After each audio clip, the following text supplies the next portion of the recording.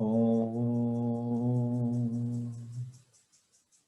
Sadashiva Samarambam Shankaracharya Madhyamam Asmadacharya Paryantam Vande Guru Paramparam Ishvaro Guratmeti Murti Veda Vibhagine Vyomabda Vyapta Dehaya Dakshinamurtaye Namaha Sava Vedanta Siddhanta Gocharam Tamagocharam Govindam Paramanantam Satguru Pranatosh Maham Om Om Shanti Shanti Shanti Om.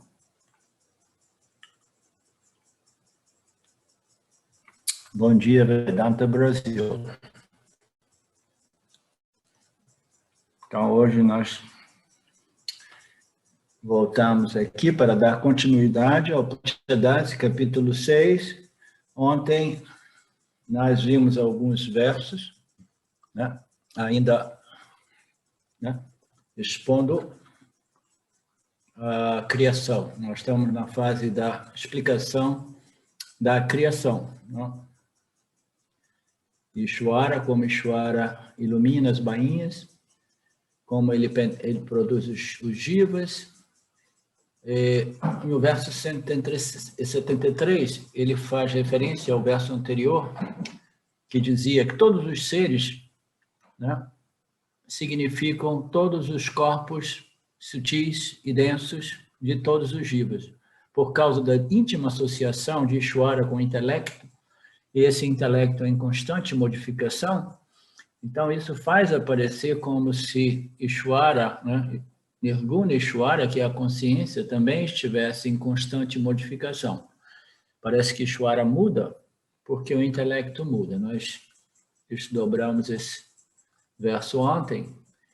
O verso 173 diz que a roda do samsara, o samsara chakra, se refere ao corpo e às outras bainhas acopladas a uma roda. Significa que os jivas pensam que são os fazedores, porque o pensamento é a ideia, a noção de que eu sou o pensador e eu sou o fazedor, é que nos amarra nesse samsara chakra, né? Que é uma roda, né, nos quais os corpos dos jivas, que incluem os corpos dos jivas, os 3 corpos, quando nós nos referimos às 5 bainhas, é um outro modo de desmembrar o jiva em 5 tipos de experiências, né? De experiências humanas, ao invés de 3 experiências humanas, né? O corpo mental emocional, o corpo causal e o corpo físico material.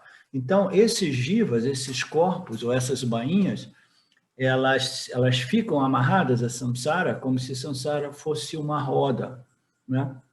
Eles ficam amarrados devido a essa noção equivocada de que eles são os pensadores e os fazedores, executores, e, portanto, os responsáveis, né, pelos resultados, pelos seus destinos, sem compreender que Ishvara é o responsável pelos resultados, né?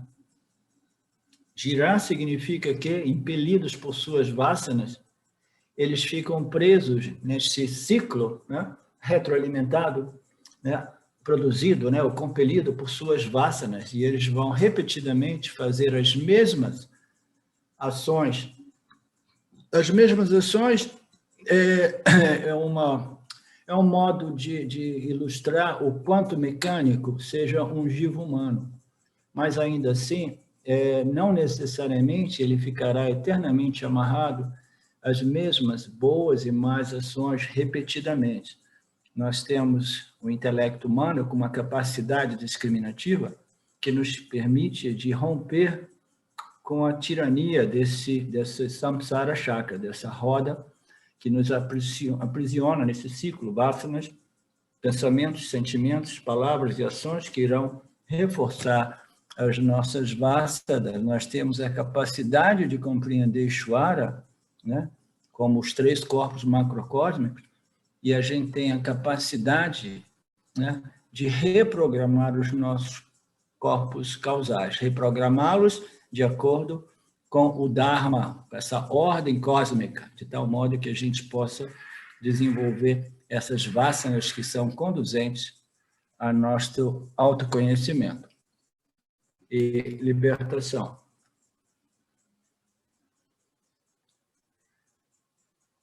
Nós iniciamos hoje de que verso? É 173 ou 175, Marcelo? 175. Ok.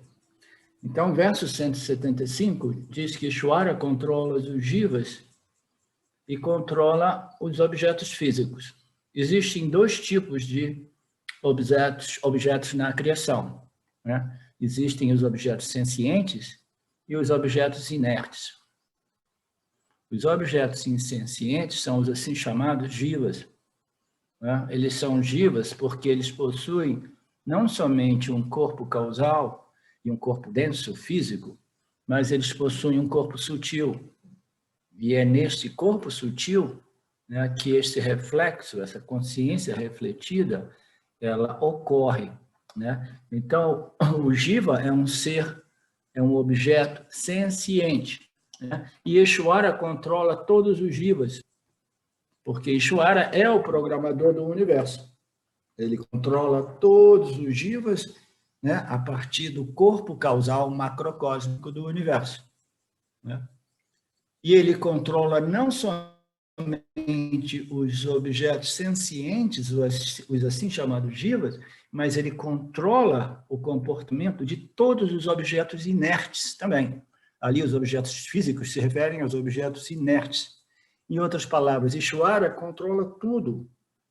Ele é a inteligência que nos concede de volta, né, os resultados de nossas ações. As nossas vasanas, elas vão produzindo, dentro desse sistema inteligente, preciso, né, chamado Ishvara, eles vão produzindo as circunstâncias de nossas vidas, os resultados, né? Então, ele vai produzindo isso, controlando os jivas do ponto de vista ético, kármico, psicológico, emocional, que a gente vai recebendo exatamente o que a gente merece dentro desse sistema, mas ele controla também o comportamento de todos os outros jivas não humanos, fazendo com que eles sempre se movam de acordo com as suas naturezas, né? Você já viu alguma vez, Fernando, uma tartaruga voar? Não. Naturalmente que não, né? Então, por quê? Porque não é da natureza da tartaruga levantar as asas e voar. Ela não tem asas, entendeu? Então, Ishvara, que é o criador e o controlador de tudo, ele vai controlar todos os jivas, humanos e não humanos, e nesse verso, né, Vidyaranya expande esse conceito e diz que Ishvara controla até mesmo todos os objetos inertes, os objetos físicos materiais, tá? E é natural que seja assim, porque todas as constituições de mítias são constituições a partir dessa ordem, dessa inteligência suprema, que vai pegar as três energias, né, desdobrá-las como os elementos sutis e depois misturá-los e grossificá-los com diversos outros elementos secundários para produzir todo o reino mineral, né, vegetal, animal, etc, etc. Tudo isso é criado pela inteligência de Ishvara, por esse sistema. Ele controla tudo, tudo, tudo, né?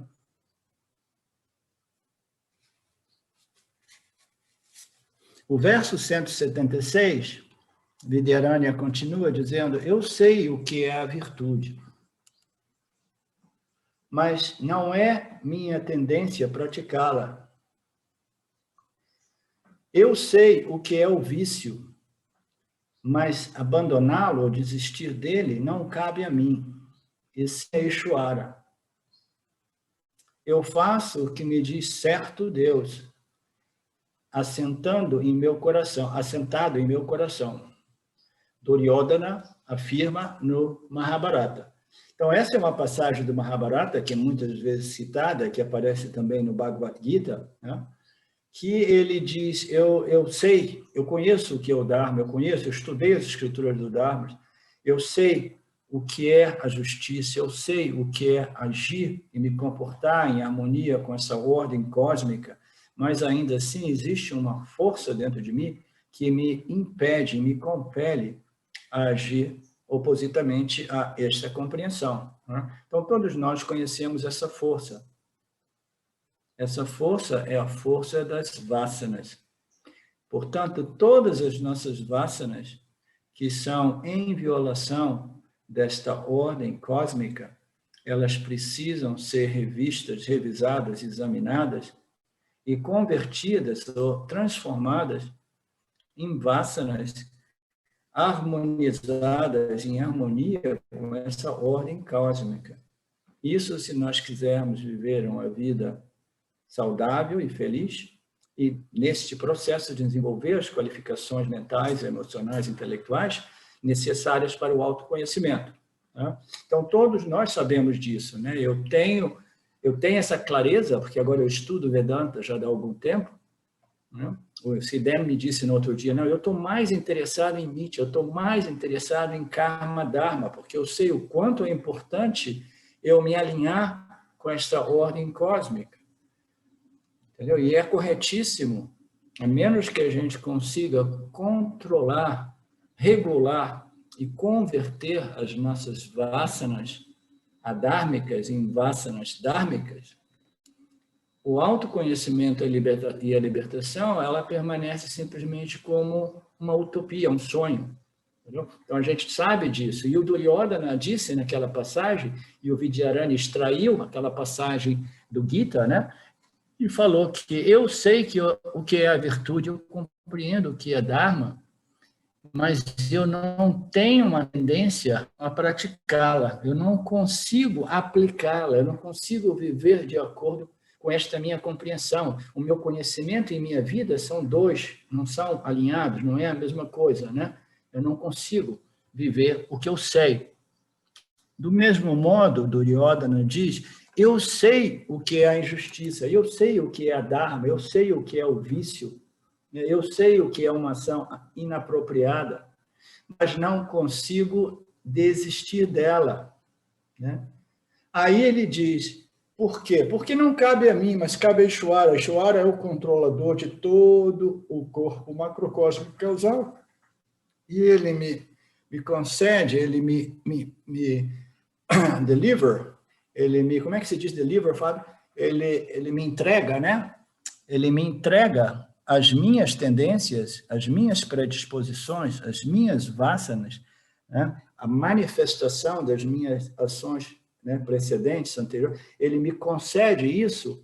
Portanto, eu sou governado por Ishvara, eu me arrendo a Ishvara e digo, ok, esta é a minha tendência é matar, roubar, trapacear, enganar. Isso tudo é devido a Ishvara, Não cabe a mim, sim a Ishvara. Então, tudo isso a gente precisa ver com muito cuidado, porque esta atitude, esta noção fatalística, ela não é conducente ao nosso crescimento espiritual. A gente tem que compreender que Ishvara controla, sim, mas ele controla a partir das nossas determinações e ações. Nós temos que produzir as respostas aos estímulos e, com base em nossas respostas, Ishvara is going to nos conceder as nossas novas tendências. Mas se a gente diz, eu não consigo me contrapor, não consigo resistir a essas tendências passadas, então a gente simplesmente, nós deixamos de ser um ser humano e começamos a existir como qualquer outro jiva não humano, totalmente governados pelo nosso corpo de vasanas, o nosso corpo causal. É como se a gente não tivesse mais uma capacidade intelectual no nosso corpo sutil para reprogramar o nosso corpo causal. Então, não é assim. A gente tem que saber até que ponto Ishvara é o controlador de tudo e até que ponto Ishvara depende de nós para nos controlar. Ishvara não é assim independente. Ele não é livre, entendeu? Ele depende dos jivas e das ações, da resposta dos jivas para controlar todo o universo.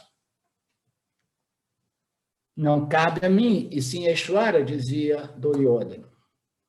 Eu faço o que me diz certo Deus, aquele Deus que é assentado no meu coração, porque nos versos anteriores, Vidyaranya se referiu a Ishvara como o indweller, o habitante interior, o governante interior, que vive assentado no coração de todos os seres, né? Metaforicamente falando, né? Então, eu faço o que me diz Deus, porque Deus vive no meu coração, como foi dito nos versos anteriores. O Duryodhana disse no Mahabharata, né? Então, esse verso aqui tem um comentário que diz que esse verso deixa claro que o Jiva não é o fazedor, e sim Ishvara, né? Mas não é bem assim. Esse é um lado da verdade. Na verdade, Ishvara não faz nada. Ou Ishvara faz tudo através de todos os seres vivos, porque ele controla os seres vivos. Mas Ishvara controla os seres vivos de acordo com as ações dos seres vivos. E nós nos referimos aos jivas, porque somente os jivas, eles têm escolha a respeito das suas ações. Os outros jivas não humanos, eles não têm escolha a respeito de suas ações. Então, Ishvara controla, Ishvara é o fazedor através do jiva, mas, em realidade, os jivas são os agentes e os únicos agentes na criação que foram desenhados para responder aos estímulos, para agir. São os jivas que agem. E o modo qual o jiva age é através da força das suas próprias vasanas. Então, quando nós olhamos para vasanas como corpo causal, sabendo que a alma, né, o corpo causal de cada alma individual é depositado no corpo macrocósmico causal, em outras palavras, é governado por isso, a gente tem que compreender até que ponto que Ishvara controla realmente e até que ponto Ishvara é controlado por nossas ações. Esse é o outro lado dessa equação que é importantíssimo que a gente compreenda, né? Não é bem assim, que o jiva não é o fazedor. Por que os nossos ensinamentos eles apresentam essa aparente contradição? Aqui e ali a gente diz, Ishvara não é jiva não é o fazedor de ação. Aí, na página seguinte, ou no verso seguinte, no capítulo seguinte, você vê o Lord Krishna ou as escrituras dizendo que você tem esse livre-arbítrio e a capacidade de discriminar entre Dharma e Adharma e agir adequadamente. Portanto, Arjuna, levante e haja em harmonia com o seu Dharma, né? Então, até que ponto o jiva é o fazedor, ele precisa de responder, ele precisa de agir, e até que ponto ele não é o fazedor, entendeu? É uma aparente contradição que é facilmente compreendida na medida que a gente vai mergulhando no Vedanta até compreender essas aparentes contradições que não são contradições, porque tudo que existe nesse universo é cíclico. Não existe uma causa e um efeito, e uma causa e um efeito. A causa se torna o efeito e o efeito se torna a causa. Entendeu? É sempre assim, é tudo cíclico. Ishvara não tem nenhum poder, nenhuma liberdade. Por quê? Porque ele depende das nossas ações para remodular, né? Para reformar o campo dármico, com base nas nossas ações. Então, a gente, nos versos seguintes, vai ficar mais claro tudo isso.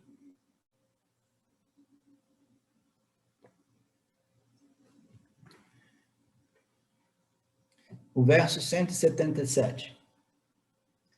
Vidyaranya, compreendendo, né, essa contradição, né, que os estudantes do Vedanta ficam, meu Deus, mas existe livre-arbítrio ou não existe livre-arbítrio?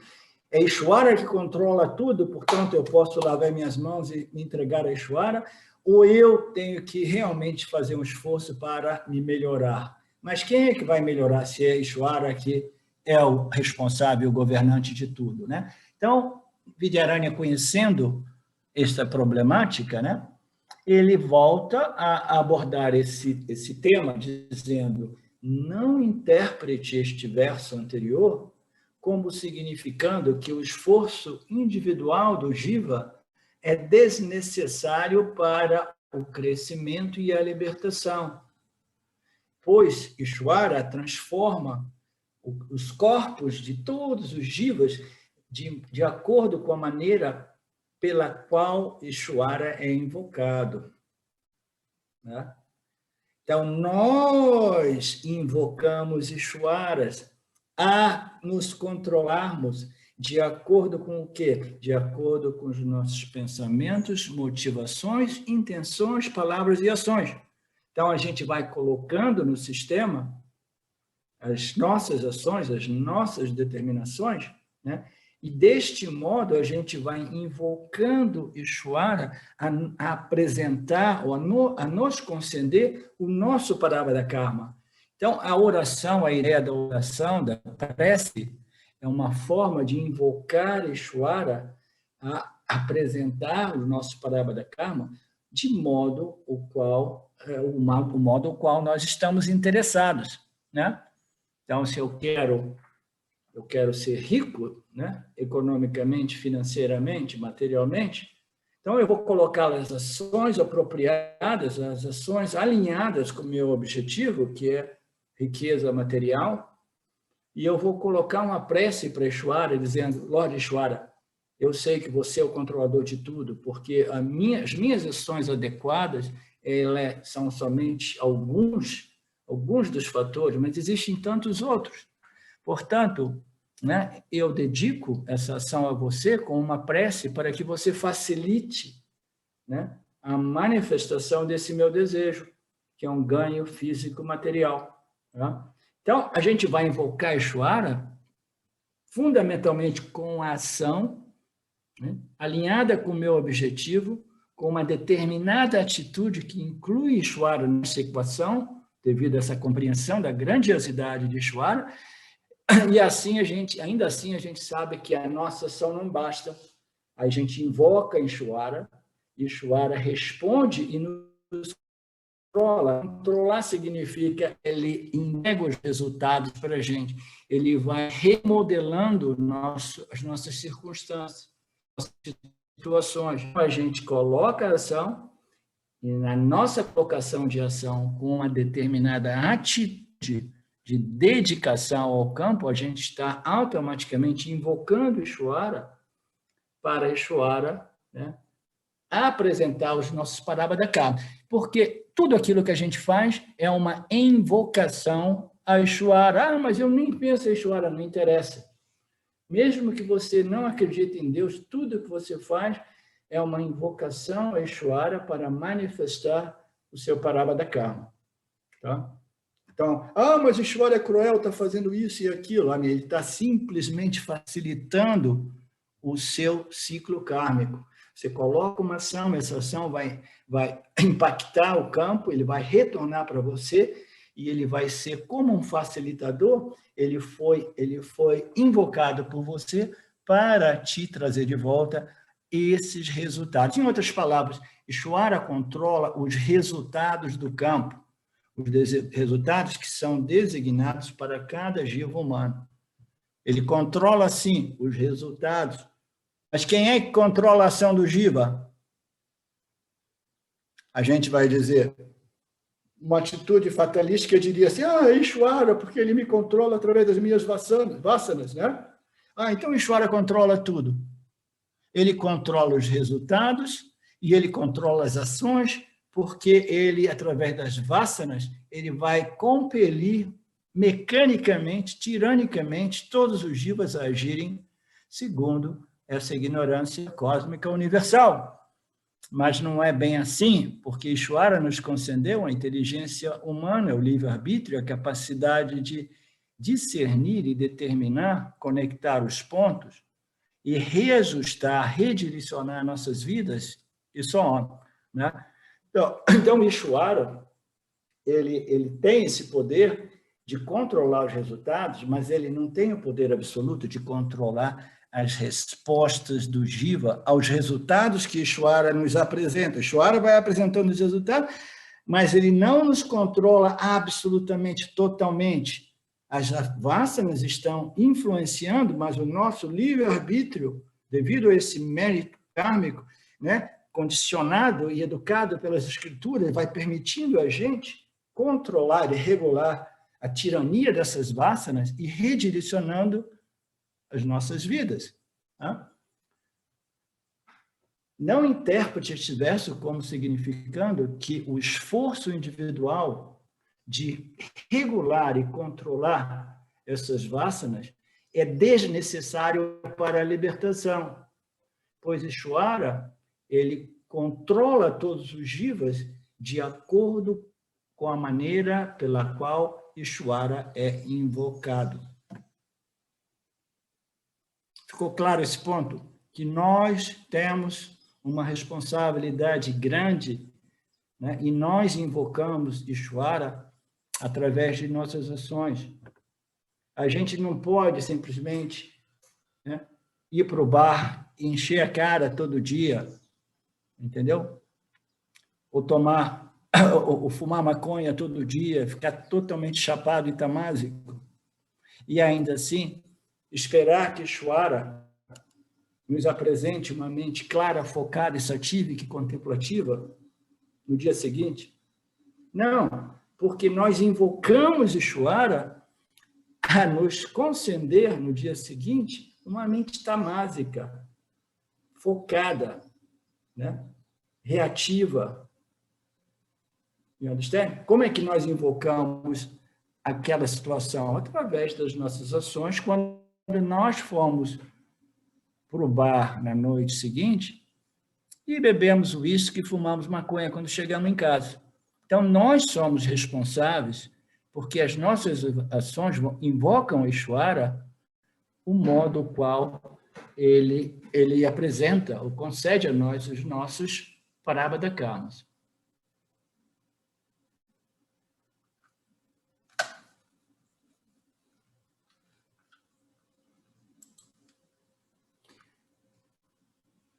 Ishvara transforma a mente e o entendimento do jiva, investigador, de acordo com a sua investigação, de acordo com os seus esforços.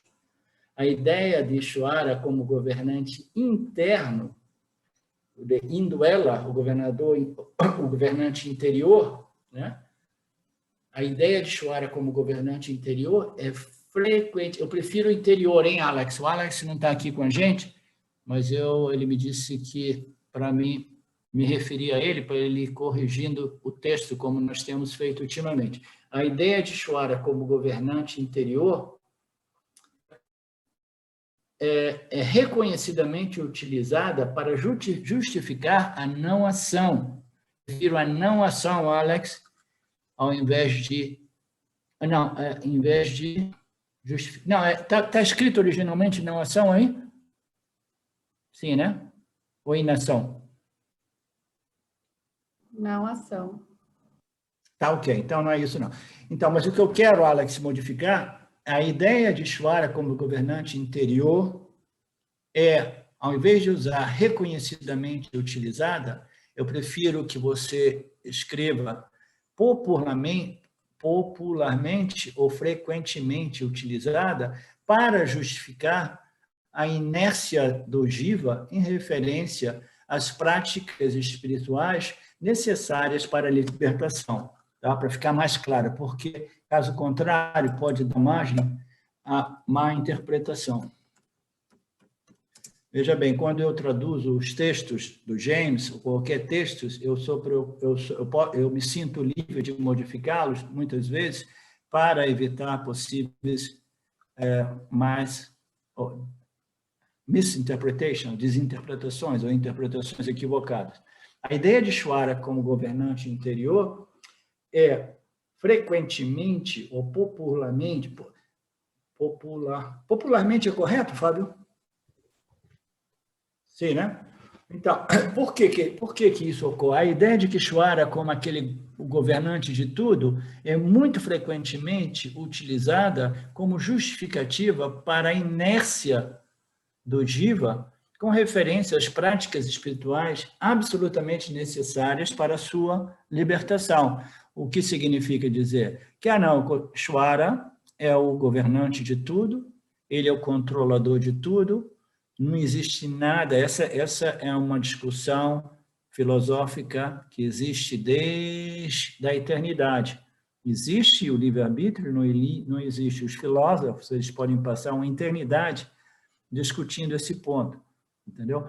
Existe o livre-arbítrio e não existe o livre-arbítrio. Existe o livre-arbítrio do ponto de vista do Jiva, mas quando a gente olha para o livre-arbítrio do ponto de vista da totalidade, manifesta, em outras palavras, do ponto de vista de Ishvara, a gente vê que tudo isso é um sistema, e é um sistema governado pelo corpo macrocosmo causal do universo, governado por Ishvara, né? Mas ainda assim, não é um sistema estático, sólido, congelado, é um sistema dinâmico, sujeito a constantes modificações.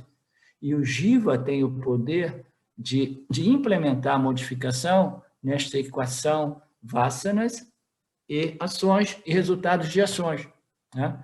Então, existe o livre-arbítrio, não existe o livre-arbítrio, existe do ponto de vista do Jiva, existe do ponto de vista do Jiva humano, que tem um desejo, né, firme, ardente, intenso, pelo autoconhecimento e a libertação, e esse Jiva humano é aquele que vai compreender que ele não pode, né, omitir ou permanecer paralisado, inerte, né, na não ação, no tamas, sob a justificativa de que, de qualquer forma, é tudo Ishvara. Vocês entendem a diferença e entendem o que é importante a gente compreender até que ponto o Jiva é o fazedor e até que ponto o Jiva não é o fazedor. Tá? O Jiva precisa compreender isso ao invés de justificar a sua inércia, que será absolutamente prejudicial ao seu crescimento. Alguém tem dúvida a respeito deste ponto?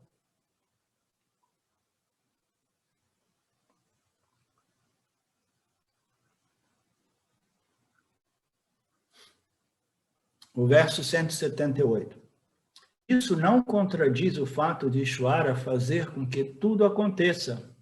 Aí, de novo, o Vidyaranya volta e diz assim, agora que eu falei para você que você é responsável, agora eu vou, de novo, né, enfatizar o fato de que o Jiva é um fator entre tantos fatores não contradiz o fato de Ishvara ser o controlador de tudo, de ser aquele poder, né, que controla tudo o que acontece no mundo, né?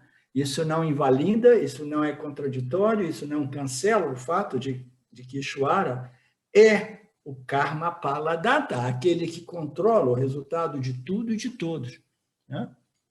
Isso não contradiz Ishvara fazer com que tudo ocorra através do corpo macrocosmo causal, através de todas as energias, através de tudo, né? Porque quem conhece Ishvara, aquele que realmente conhece Ishvara, aquele que realmente conhece Deus e o significado dessa palavra Deus, sabe que Ishvara é o controlador de tudo que existe na vida, porque ele é a inteligência que rege tudo, que projeta, mantém, rege, né? E recicla, destrói, recicla tudo. Então, ele é o controlador desta vida, deste mundo, desta aparência, né? Desta ordem. Então, porque quem conhece Ishvara como controlador, quem conhece Ishvara como o controlador de tudo que existe na vida, é aquele que não está apegado aos resultados da ação.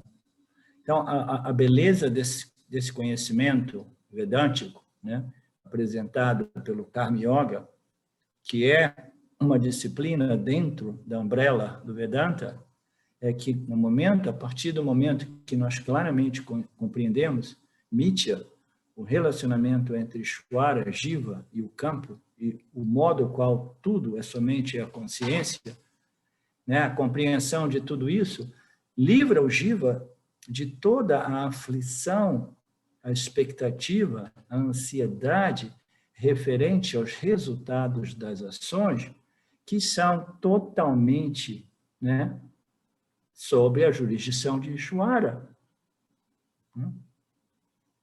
Então, a gente faz determinadas ações e, no final das contas, né, como a Betânia frequentemente diz, assim, eu faço o que eu faço, o resto eu relaxo, porque eu sei que Ishvara é que vai produzir os resultados.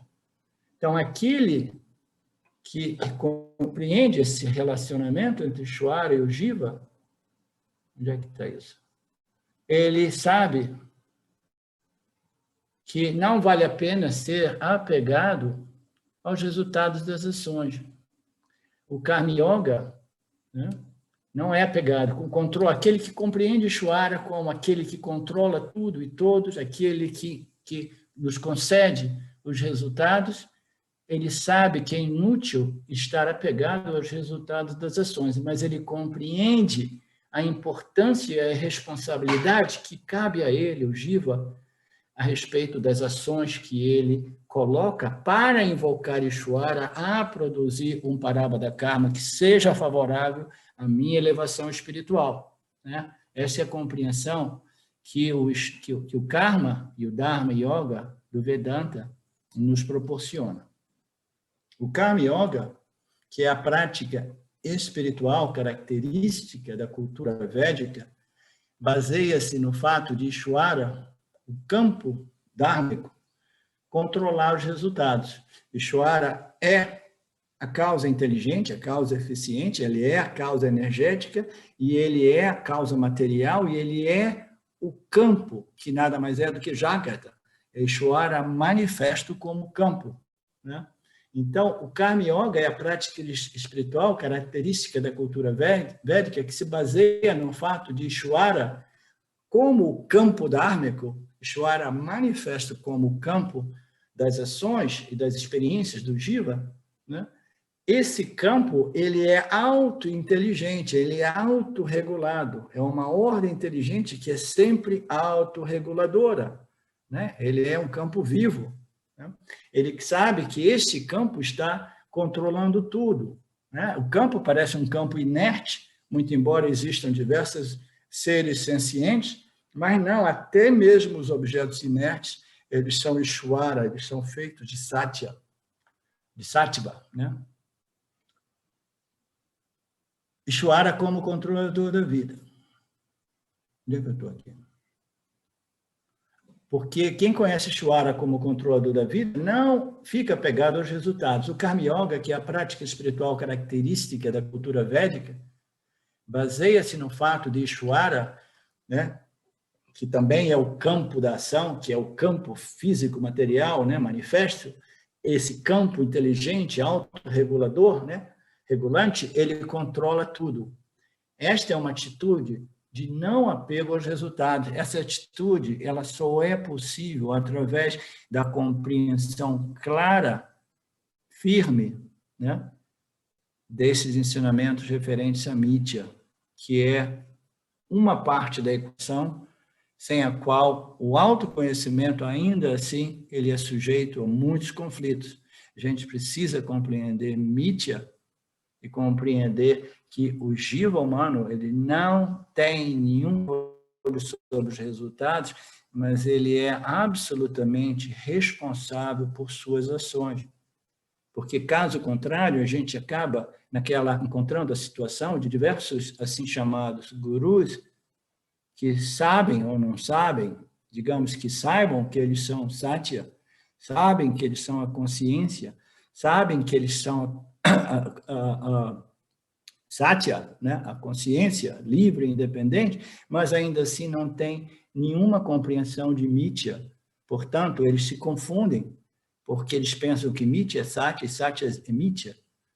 Entendeu? É compreensão do que é Satya, o que é Mithya, e compreensão de que o Jiva, o agente de Mithya, ele precisa se alinhar, se harmonizar com as leis que regem Mithya, né? E não ficar apegado aos resultados, mas ainda assim consciente de que ele é totalmente, absolutamente responsável por suas ações, porque as suas ações irão invocar Ishvara, de tal modo que Ishvara vai redirecionando os caminhos de nossas vidas. Tá?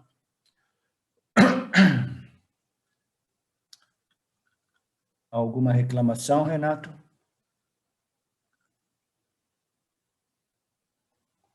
Estou aqui anotando, professor. Pontos para refletir. Obrigado.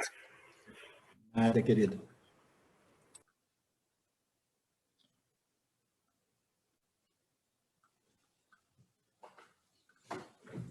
O verso 179. A tradição de ensino, o Varaha Purana e o Bhagavad Gita declaram que o conhecimento do não apego, eu modifiquei. Como é que diz? Como é que é a frase original que eu já modifiquei aqui com highlighted? É o conhecimento. Desapego. Declaro que o conhecimento do desapego do ser. Então, Alex, eu gostaria que você modificasse, corrigisse essa frase para deixá-la mais clara e menos sujeita à interpretação errônea.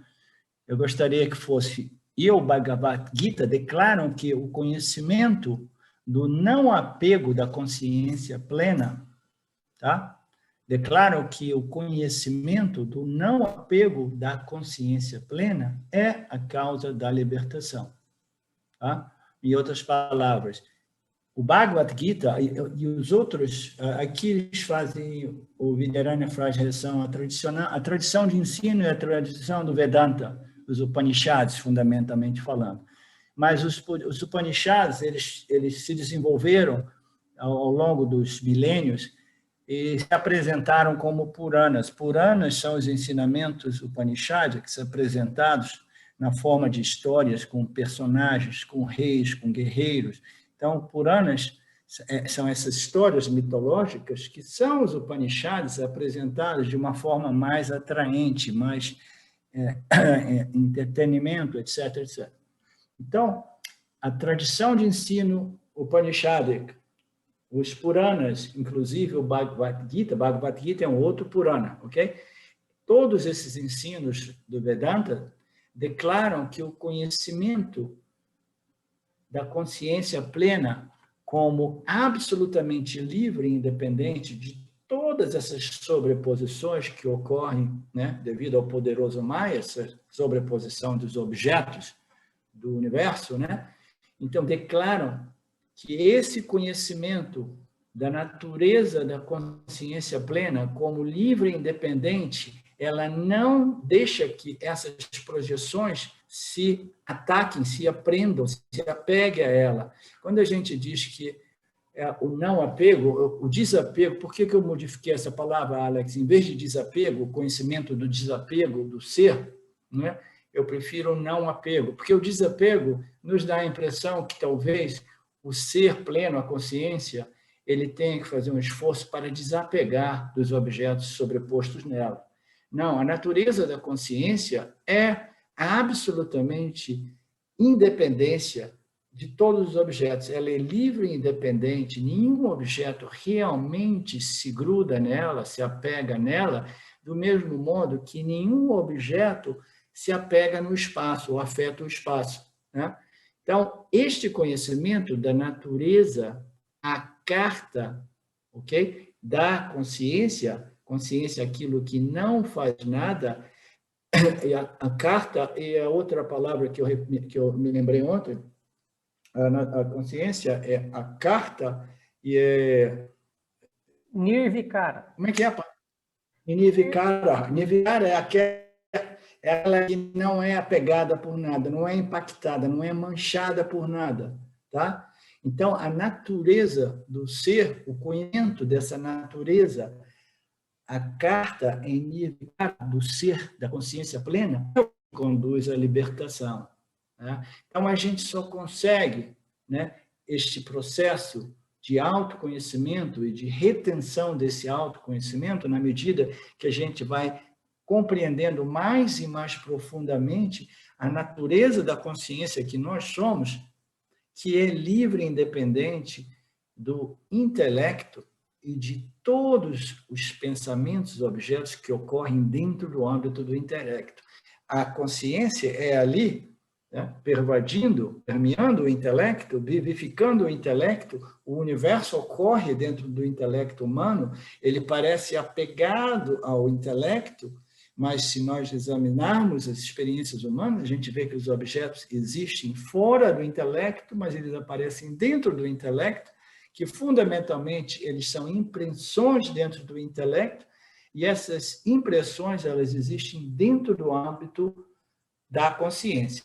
Os objetos, os pensamentos, eles impactam o intelecto e o intelecto se modifica com essas sobreposições de Maheshwara, né? Quando a gente recebe um estímulo, um objeto de experiência absolutamente difícil, né? Adverso, o intelecto ele fica o quê? Ele fica agitado, né? Ele perde o equilíbrio, ele fica, né, preocupado, né? Então, o intelecto ele é sujeito a essas modificações. É como se os objetos que ocorrem dentro do âmbito do intelecto, eles se apegam, eles afetam, eles modificam o intelecto. Mas a consciência e os ensinamentos do Vedanta, os ensinamentos do Gita declaram que a consciência ela não permite que nada se apegue a ela. As coisas se apegam ao intelecto, o intelecto se apega às coisas, o intelecto sofre todas essas modificações impostas pelo poderoso Maya, na medida que ele vai concedendo pensamentos e objetos que ficam fluindo do corpo causal macrocosmo para cada um de nós, o intelecto vai sofrendo essas variações, mas a consciência permanece absolutamente não apegada, significando dizer livre, independente, como esse princípio consciência não experiencial, né? Que testemunha tudo sem jamais ser afetado por qualquer uma dessas condições que ocorrem no intelecto, mas não na minha natureza, a carta Nirvikara, ok? O Bhagavad Gita e todos os textos do Vedanta declaram que o conhecimento da natureza, né, livre e independente, sem nenhum apego da consciência, é o que conduz à libertação. Então, a nossa discriminação é sempre discriminar e compreender aquele aspecto da nossa experiência humana que jamais se modifica, que jamais é afetado pelas condições do campo e pelos estados do intelecto, as condições mentais do intelecto. Então, essa compreensão é o que é a causa da libertação. As verdades das Escrituras vem da consciência, não dos seres humanos. Então, ele aproveita para reforçar a ideia de todos esses conhecimentos vedânticos, essas verdades das Escrituras. As Escrituras são a base de toda a espiritualidade que nós conhecemos no planeta, né? Tudo isso vem revelado por essas Escrituras da consciência. As verdades das Escrituras vêm diretamente da consciência, através do Lord Ishvara, revelado no intelecto dos rishis, aqueles indivíduos altamente contemplativos que começaram a se fazer essas questões, essas perguntas existenciais, né, a respeito da natureza da mente, do intelecto, do universo. Essas verdades foram reveladas aos seres humanos, elas não foram produzidas ou originadas pelos seres humanos. Assim dizem as Escrituras, e assim eu creio, porque essas verdades elas são absolutamente contraintuitivas, né? Se nós formos seguir a lógica da experiência humana, a realidade é a dualidade. A realidade é a dualidade, e o ser que eu experimento aqui se sente, do ponto de vista experiencial, se sente limitado pelas minhas constituições, pelos meus atributos, qualidades, etc, etc. Então, essa experiência nossa, e essas Escrituras vieram para nos ajudar a compreender. E essas escrituras, elas vêm da consciência que, compreendendo a situação do jiva humano, eles viram assim, pô, eu tenho esses contempladores lá tentando arrumar uma saída deste labirinto, e sem uma ajudinha da parte minha, né, Ishvara, vendo a situação, eu tenho que revelar para ele, para Mana, esse meio de conhecimento que permite a eles sair dessa roda do samsara, sair desse ciclo aprisionante, né?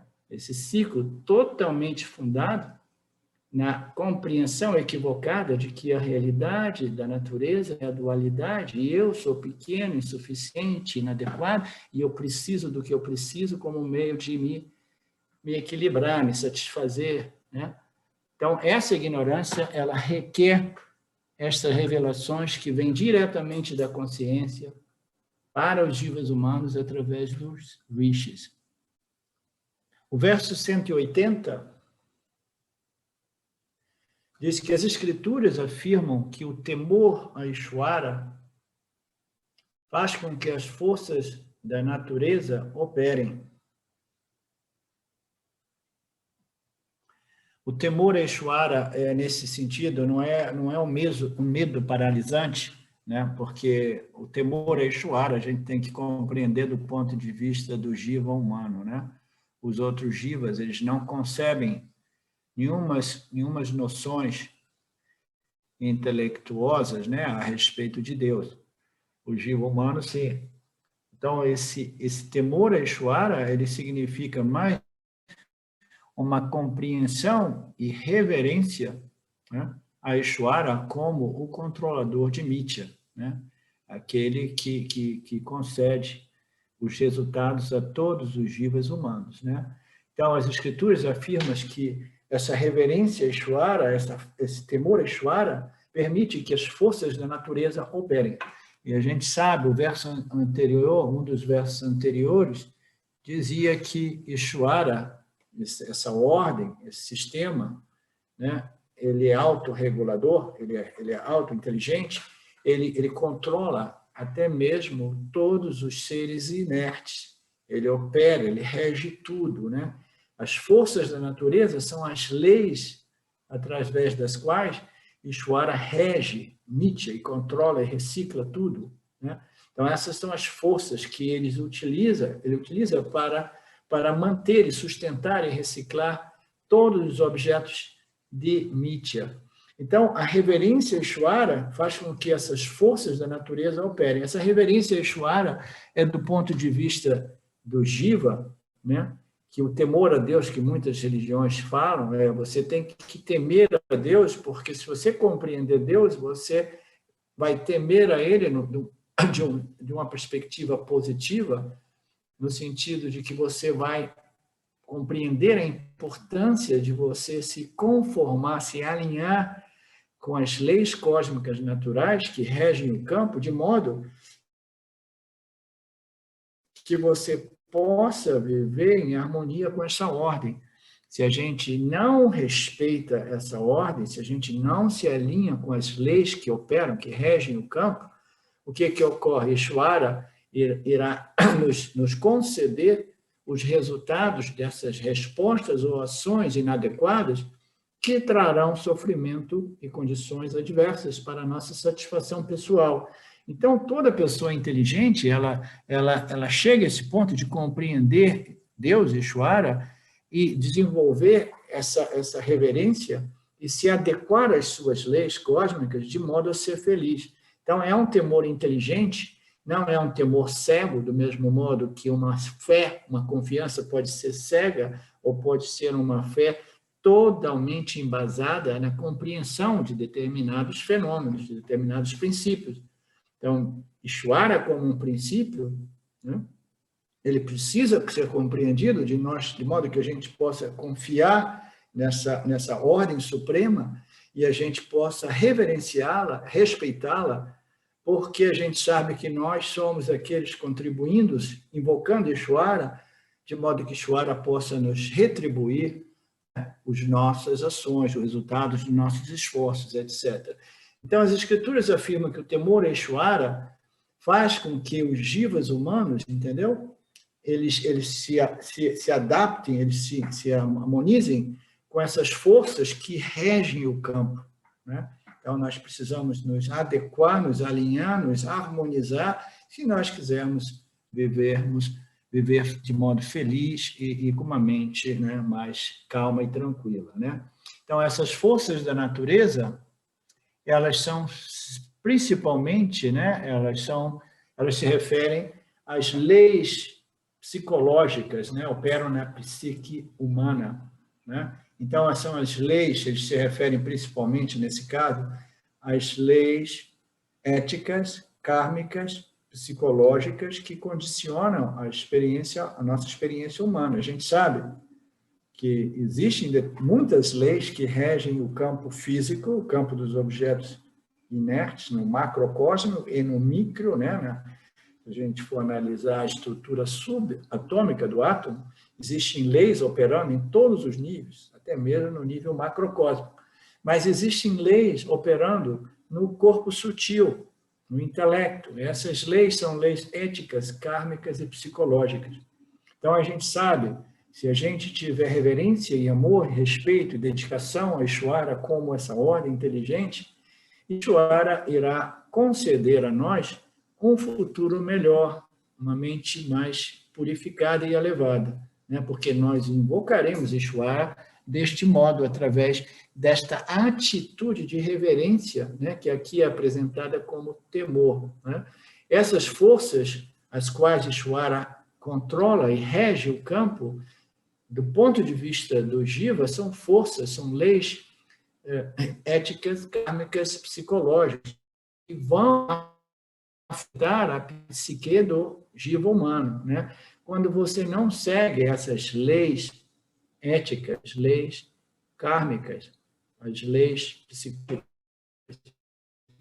o que ocorre com a gente? A gente acaba incorrendo em conflito kármico, conflito ético, conflito emocional, psicológico, mental, né? Então, a gente compreende isso.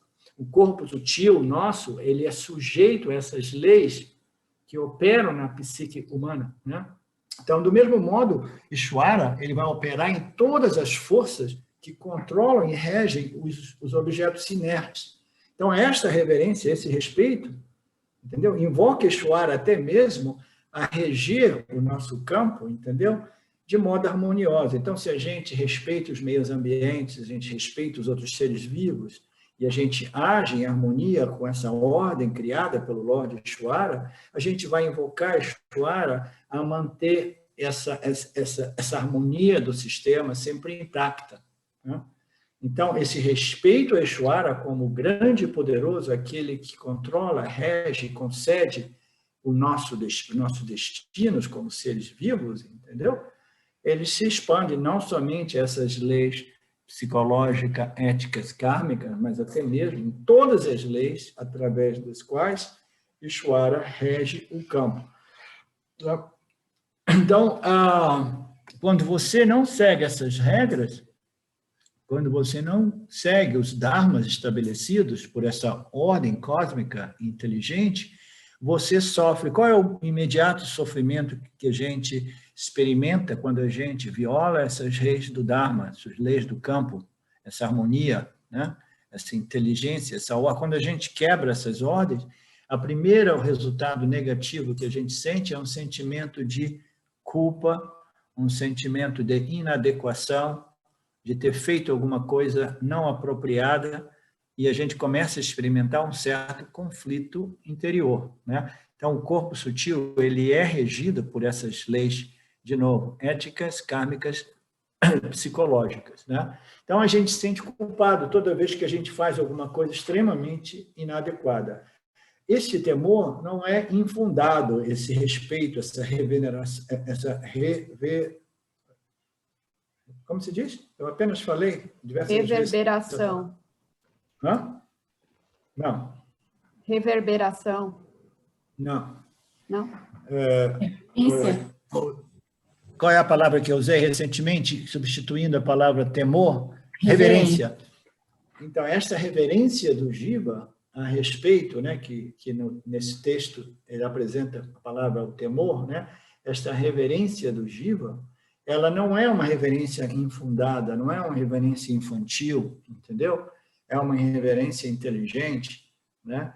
Que ela foi desenvolvida através de uma investigação das leis que operam em Mitya, uma investigação profunda, né? Aí a gente, compreendendo Ishvara, a gente desenvolve esta reverência por Ishvara, que foi apresentada como temor. Mas essa palavra temor significa apenas que a gente compreende que tudo é controlado por Ishvara, portanto, é melhor que a gente se alinhe, se harmonize com as leis cósmicas de Ishvara, se a gente quiser viver de modo feliz. Tá? Então, este é o temor, é uma reverência, é uma consideração de Ishvara como o indo ela que controla, né, essa força, esse princípio, né, essa ordem inteligente que governa, né, nos governa todos os jivas, né, porque permeia todos os outros aspectos da nossa constituição mental, física e emocional. Ishvara, como Sattva, como essa inteligência pura, é o início da criação. Ele é ali pervadindo todos os jivas em seus 3 corpos, mas ainda assim ele é livre e independente como Sattva, né? Mas ele é ali. Então, nós compreendendo que Ishvara é realmente a origem da criação, ele é o Criador, e ele se estende de tal modo que ele se torna também tão envolvido na criação, que ele se torna a criação, a gente vendo tudo isso e compreendendo essa inteligência e o modo que ele rege isso através de todas as suas leis, qualquer pessoa inteligente desenvolve reverência e diz assim, não, eu tiro o chapéu para o Lord Ishvara e eu me adequo, eu me conformo, eu me alinho a essas leis universais, porque eu quero viver em harmonia com todos os seres e com o Lord Ishvara, invocando o Lord Ishvara a ser simpático, né? Como é que se diz? A ter simpatia por mim, né?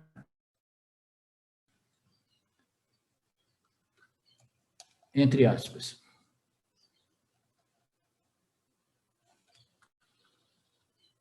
Alguém tem algum problema a respeito deste verso? E essa noção de temor ou reverência ou respeito? Professor, talvez não fosse melhor, em vez de dizer que fazer que as forças da natureza operem, dizer que as forças da natureza reagem? Sim. É tudo, esse sistema, é todo ele causa e efeito, ação e reação, entendeu? As forças da natureza, elas são o princípio inteligente que regem. Uma vez que o campo é estabelecido, então esse campo é em constante modificação através da causalidade, causa e efeito, ação e resultados de ações, entendeu? Ishvara, ele é sujeito a essas variações como o campo manifesta, mas fundamentalmente como Sattva Guna, como inteligência, conhecimento puro, ele é livre e independente da criação. Mas ele aparece como que sujeito à variação quando nós vemos Ishvara como o universo manifesto, né? Então, tudo está impactando tudo, e aparentemente impacta Ishvara como a manifestação de si mesmo, né? O Ishvara manifesta, mas Ishvara, fundamentalmente, ele não é sujeito a esses impactos, ele é livre e independente dos gunas e das energias e de tudo, porque ele fundamentalmente é um sistema, uma ordem inteligente feita de puro conhecimento, tá?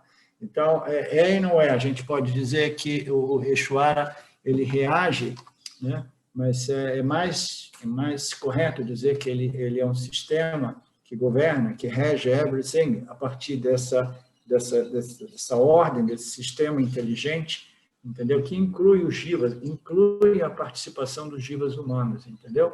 Entre tantos outros fatores.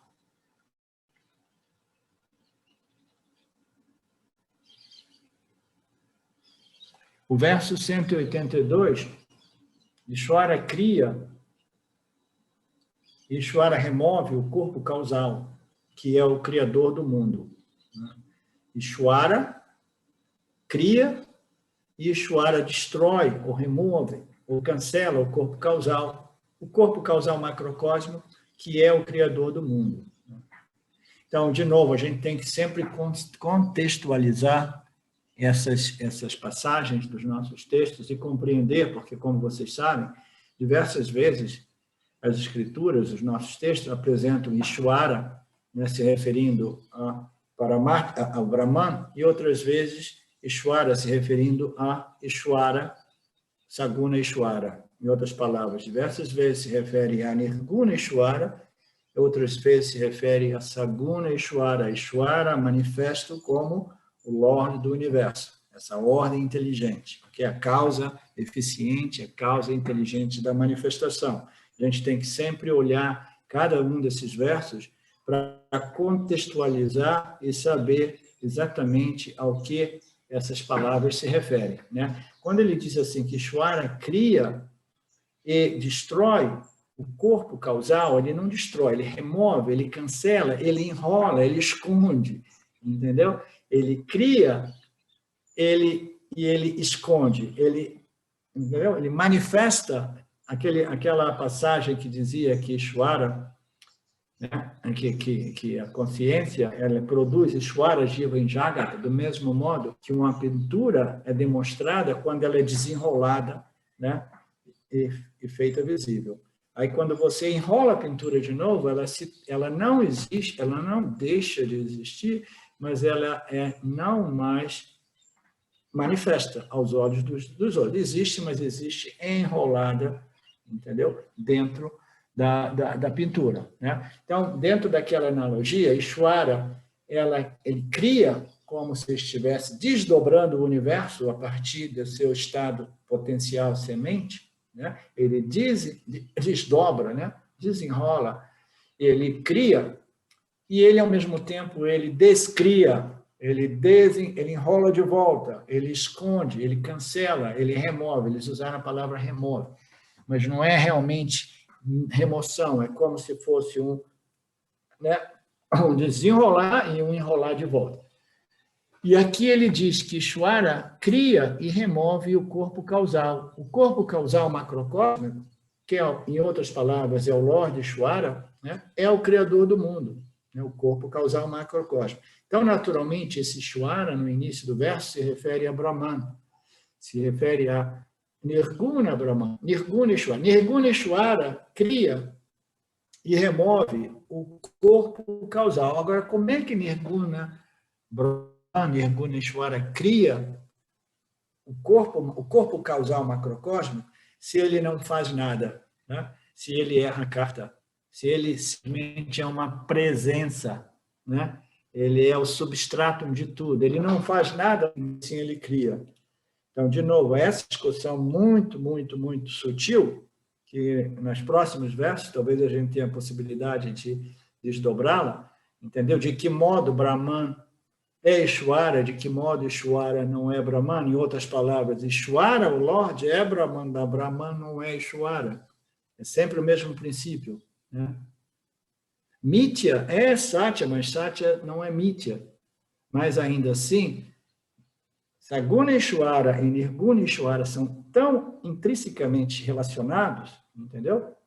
Que muitas vezes as escrituras dizem que Nirguna Ishvara cria, entendeu? E diversas vezes sugere que Saguna Ishvara é Nirguna Ishvara. E a gente vai ter oportunidade de compreender melhor essas aparentes contradições.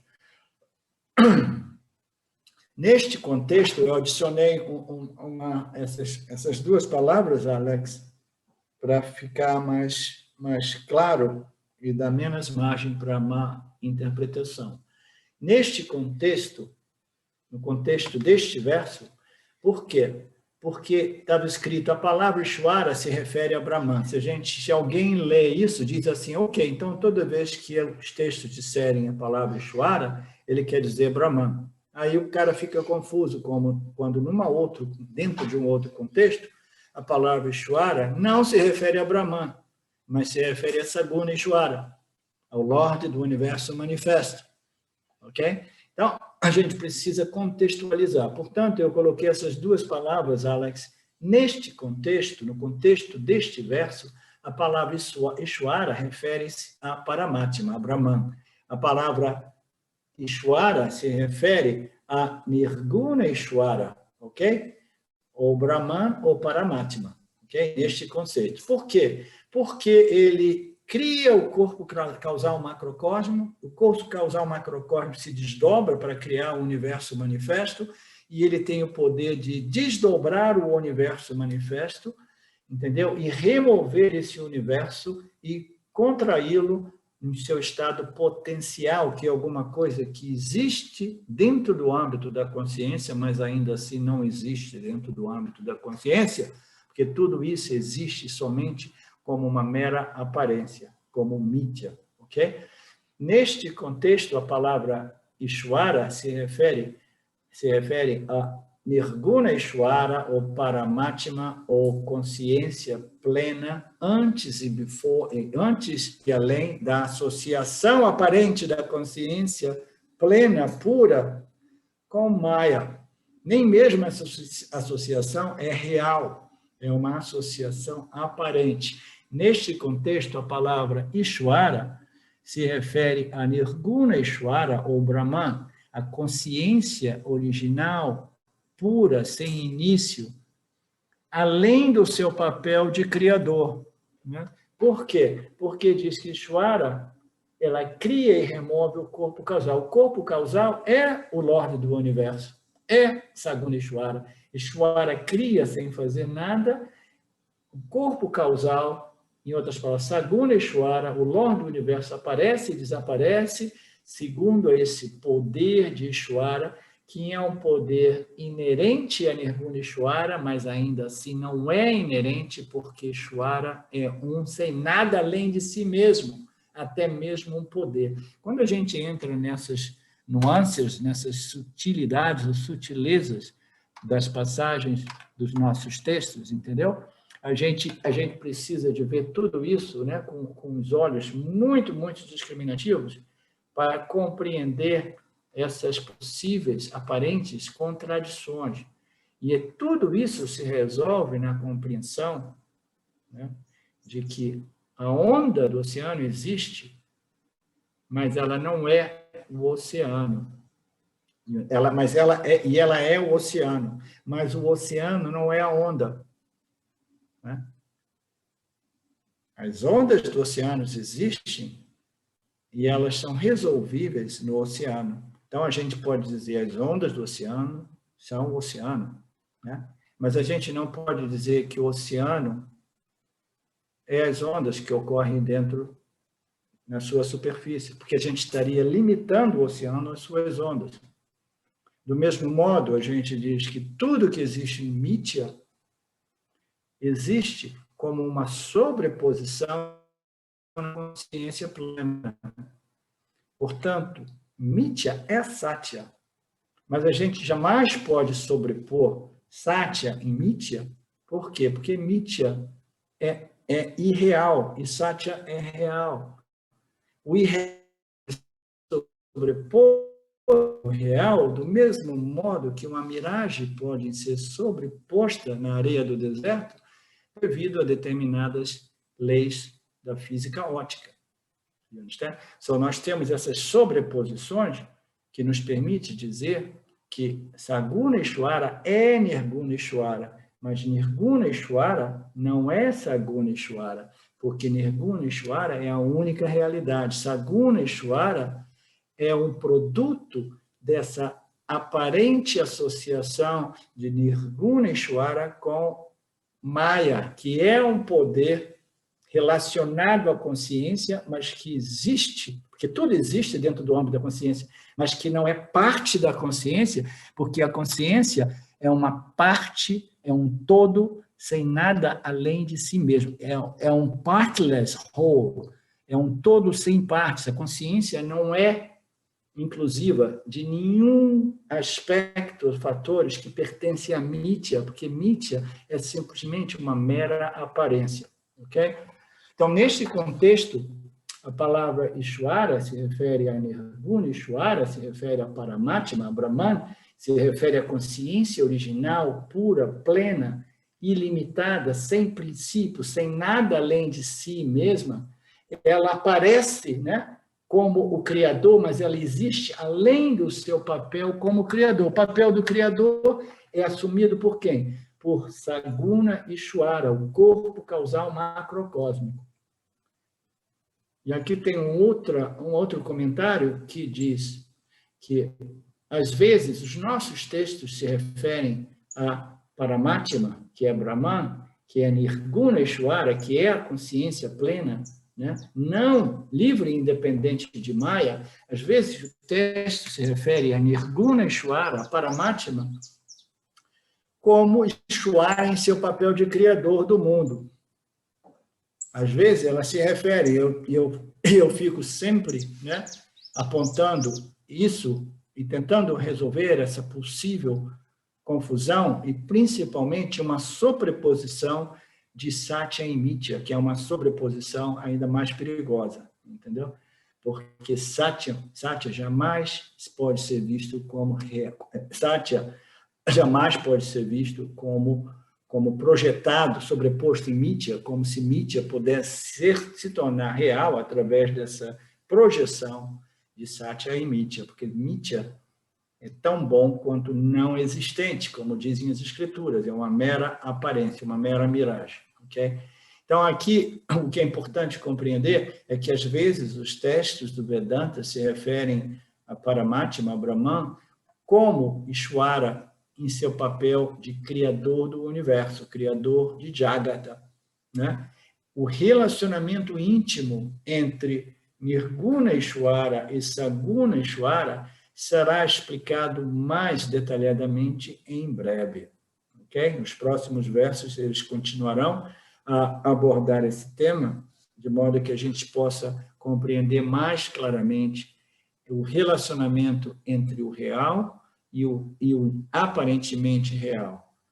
Ishwara, Saguna Ishwara, o Lorde do Universo, é uma aparência que ocorre dentro do âmbito de Nirguna Ishwara, a única realidade. Muito embora seja uma aparência, uma mera aparência, Saguna Ishwara é o Lorde, é o Senhor desse universo aparente. Dentro desse universo aparente, aparecem os jivas humanos. Os jivas humanos precisam compreender esse Lorde aparente, conhecer esse Jagata aparente, compreender as leis que regem esse universo aparente, se adequar a essas leis aparentes, né, de modo que ele possa desenvolver a purificação mental e intelectual necessária para compreender o substrato de toda essa aparência como um Satya.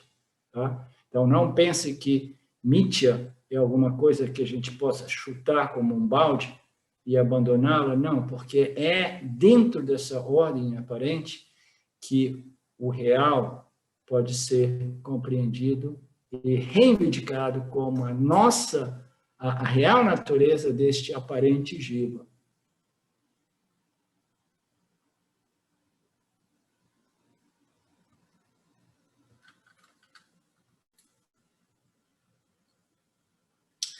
Está tudo indo bem?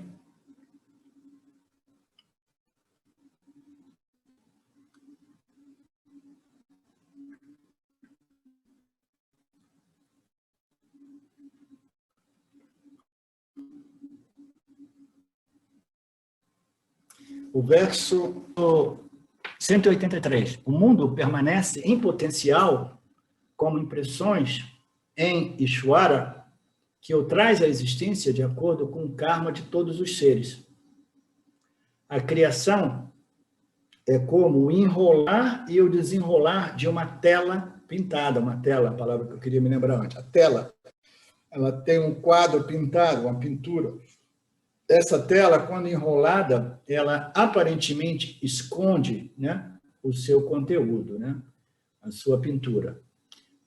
Mas quando ela é desenrolada, ela revela a criação, revela a pintura. Né? Então, o mundo ele permanece em potencial como impressões. Essas impressões são nada mais, nada menos do que o corpo macrocósmico causal, a totalidade de todas as impressões de tudo aquilo que foi experimentado e conhecido, de todas as vasanas, né? De todos os seres. Tá? Então, tudo isso permanece como impressões em Ishvara. Ishvara, nesse caso, aquele que enrola e desenrola, ele pode ser visto tanto como Saguna Ishvara e Nirguna Ishvara. Agora vamos ver exatamente qual desses dois Ishvara ela se refere, esse verso se refere. O mundo permanece em potencial como impressões, né, em Ishvara, que o traz, Ishvara o traz à existência de acordo com essas leis kármicas de todos os seres. De novo, essa passagem, ela enfatiza a importância dos seres vivos, principalmente dos karmas, né, dos jivas humanos, porque os karmas propriamente ditos, essas leis éticas kármicas, são aplicáveis somente aos jivas humanos, né? E essa manifestação, fundamentalmente, ela foi desdobrada para que um terceiro elemento nela surgisse e pudesse utilizar essa criação como campo de processamento de vasanas, processamento kármica. O jiva é esse terceiro elemento. Caso contrário, Ishvara criaria o universo sem jivas, somente Ishvara e Jagata, a criação sem nenhum agente. Né? O jiva ele aparece como o agente, porque a criação requer um agente para experimentá-la e conhecê-la, né? E o processo, né, de vasanas, porque vasanas é o que mantém essa criação, sustenta essa criação. As vasanas que são oferecidas, né, pelos jivas, né? O mundo permanece em potencial como impressões em Ishvara, que o traz à existência de acordo com o karma de todos os seres. A criação é como o enrolar e desenrolar de uma tela pintada, né? O mundo desaparece em Brahman, né? Aí o mundo reaparece a partir de Brahman, né? Quando Maya descansa, né, nós temos a noite de Brahman. Por quê? Porque Maya não está enchendo o saco. Quando Maya acorda, ele de novo, ele projeta essa miragem, esse universo, entendeu? E aí aparece diante de nós esse mundo como se ele tivesse sido projetado de Brahman, da consciência. Por quê? Porque Maya resolveu acordar. Então, essa passagem se refere ao conceito do dia e a noite de Brahman, o dia e a noite de Paramatma, o dia e a noite do ser pleno. Sempre que Maya entra em operação, ele projeta esse universo, e quando Maya resolve descansar, por qualquer que seja o motivo, o universo desaparece para permanecer em sua condição semente, potencial, contendo a inteligência deste universo apenas concluído, fechado, e de todos os universos anteriores, precedentes. A criação é como o enrolar e desenrolar de uma tela pintada.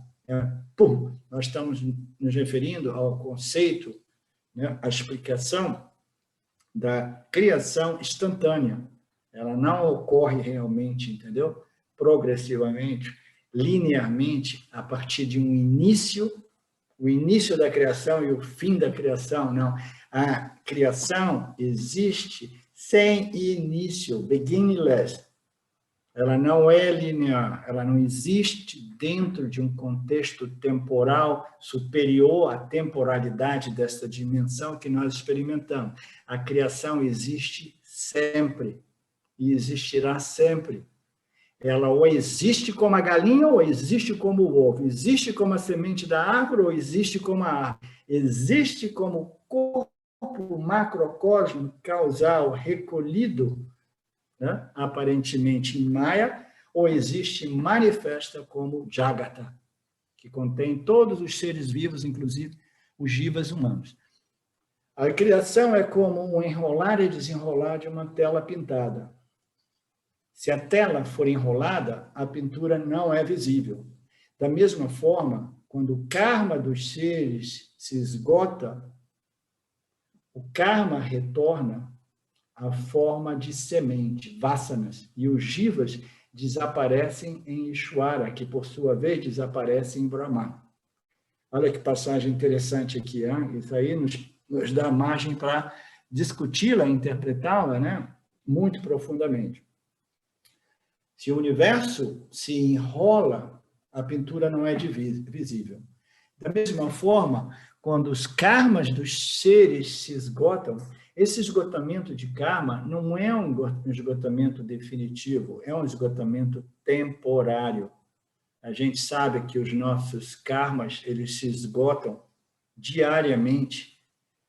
Quando nossas energias, elas chegam a um ponto de esgotamento, nós deixamos de ser o Vishwa, aquele agente que é constantemente, dinamicamente interagindo com o campo, e todos os karmas desaparecem, né? Desaparecem o quê? Os agamas, karmas, os sanchita karmas e os parabhada karmas. Tudo desaparece, por quê? Porque o Vishwa, ele se converte no Pranya-jiva, aquele que é resolvido no Anandamaya Kosha. Não existe nenhum karma, não existe nenhuma tendência, nenhuma vassa, nada existe. Da mesma forma, quando o karma dos seres se esgota, este karma retorna à forma semente. As vassanas, elas permanecem em seu estado potencial, semente, mas não mais manifestas como Jagata e Jivas. Permanecem simplesmente como vassanas, as sementes do universo. Dentro do corpo macrocósmico causal, elas aparecem como uma semente única, que contém as sementes individuais das vassanas de todos os seres vivos do universo. Então, tudo isso se contrai numa semente única, quando os karmas dos seres se esgotam devido a leis, algumas leis que são desconhecidas a nós, né? Simplesmente é dito que o universo, a um determinado ponto, ele desaparece, ele se recolhe, ele se enrola em seu estado semente potencial, né? E esse estado é referido como Pralaya, ou a noite de Brahman. Quando Brahman se recolhe, o Maya para de encher o saco, aí essa miragem desaparece e todos nós somos recolhidos em Ishvara, como Ishvara, sem sabermos nada. Ok? A criação é como o enrolar e o desenrolar de uma tela pintada. Se a tela for enrolada, a pintura não será visível. Da mesma forma, quando o karma dos seres se esgota, o karma retorna à forma semente, as vasanas, e os jivas desaparecem em Ishvara. As sementes individuais dos jivas, elas são recolhidas nessa semente macrocósmica chamado Brahman, ou chamando Ishvara, entendeu? A causa desse universo, a causa, né, manifesta, que é Ishvara, Maya Ishvara, tudo se recolhe em Maya. E os jivas desaparecem em Ishvara, que por sua vez desaparecem em Brahman. Então aí é quando Jagata, Jiva, eles se recolhem em Ishvara, Ishvara se recolhe em Maya, e Maya se recolhe em Brahman. E existe o quê? Existe a consciência plena, de novo, sem alguma sobreposição sobre aquilo que nós somos. Não existe nenhum fenômeno, nenhuma dualidade, nada que apareça diante dos nossos órgãos sensoriais. Tá? Não há tempo do ponto de vista de Paramatma, a tela é desenrolada e o mundo e os jivas aparecem mais uma vez, este ciclo se repete interminavelmente. Jivas são apenas projeções de Ishvara, jivas são nomes e formas que não são reais. Eles vêm e vão de acordo com os ditantes de Maya e Ishvara. Essa é uma passagem muito sutil, ela vai retornar nos próximos versos um pouco, essas noções de Maya, Ishvara, Maya e Brahman, entendeu? Nirguna Ishvara, Maya e Saguna Ishvara, elas não são absolutamente relevantes para o autoconhecimento, mas elas são bonitas de serem analisadas, porque permitem compreender um pouco melhor a grandiosidade de Ishvara, mas não são exatamente indispensáveis para o autoconhecimento. Mas é fácil, é bom, e todas essas análises, elas nos ajudam a afiar mais os nossos intelectos, entendeu? Em temas extremamente sutis, né? E ainda assim que fazem todo sentido quando nós olhamos a análise, tirando alguns paralelos que reforçam a veracidade de todas essas afirmações, né? Depois de algum tempo, não há tempo do ponto de vista de Paramatma, naturalmente. A tela é desenrolada, então não existe dia e noite de Brahman, tudo isso é parte de Mithya, essa ordem aparente, essa miragem. Não existe tempo em Brahman, Brahman é além do espaço-tempo.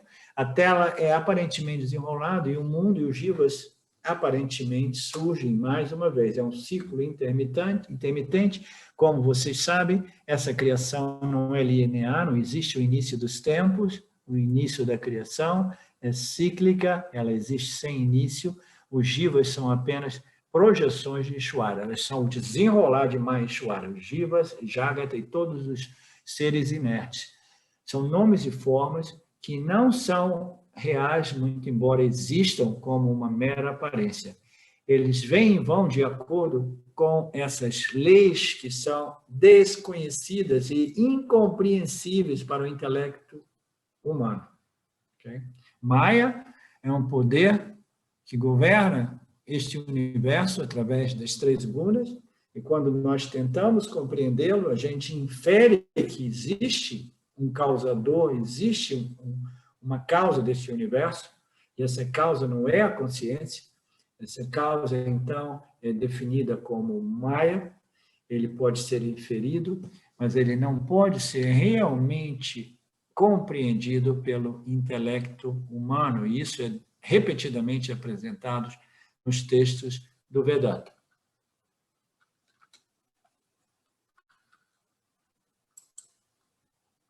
O verso 185...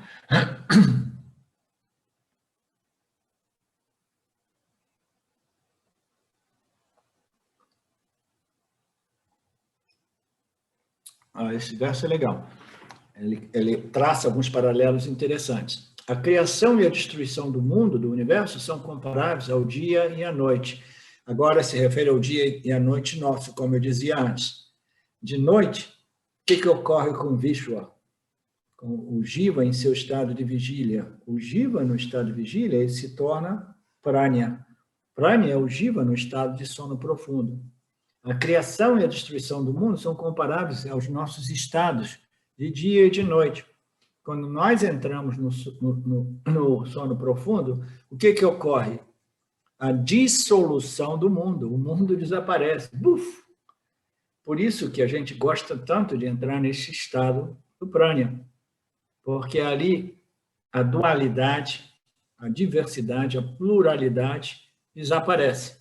Então, a criação do universo, elas podem ser compreendidas através dessa analogia do dia e a noite experimentado pelo Vishwa e pelo Pranya.